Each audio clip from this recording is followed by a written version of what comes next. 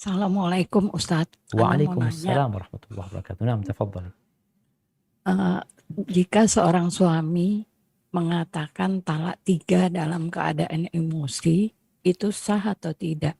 Setelah itu 2 minggu mereka kembali lagi Ustadz, berkumpul lagi tanpa nikah. Masya Allah. Hukumnya bagaimana itu Ustadz? Barakallahu fiik. Naam, ahibati fillah. Bicara talak dalam kondisi marah. Yang pertama, talak 3 dalam satu majelis itu jatuhnya 1. Talak 3, dikatakan aku talak engkau 3 kali, itu jatuhnya 1. Apakah talak itu jatuh dalam kondisi emosi? Emosi ini sama ulama dibagi menjadi 3. Yang pertama, emosi yang sampai puncaknya yang orang itu nggak sadar dengan apa yang dia ucapkan. Dia kalap, dia sudah lupa dengan apa yang dia ucapkan. Sampai dia diingatkan, mas tadi mas ngomong talak loh, masa? Jadi yang seperti ini tidak jatuh talak. Yang pertama, orang yang emosi, baru-baru saja emosi, maka jatuh talaknya. Yang jadi perdebatan para ulama ketika dia emosinya di pertengahan. Nggak sampai puncaknya, juga bukan di awal emosi dia. Dia sadar dengan apa yang dia ucapkan.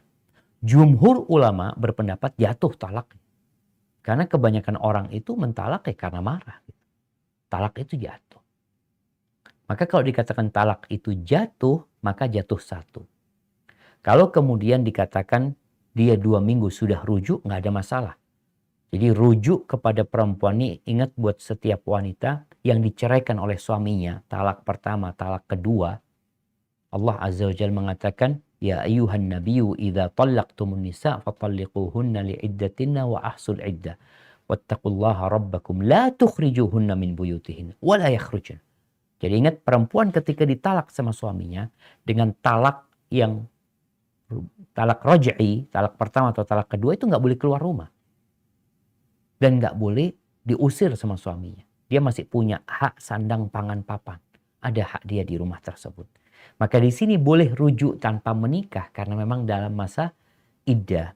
Namun juga diingatkan, talak itu ada yang dosa, ada yang boleh. Talak yang dosa adalah menceraikan istri dalam kondisi haid. Atau menceraikan istri dalam kondisi suci tapi sudah dikumpuli.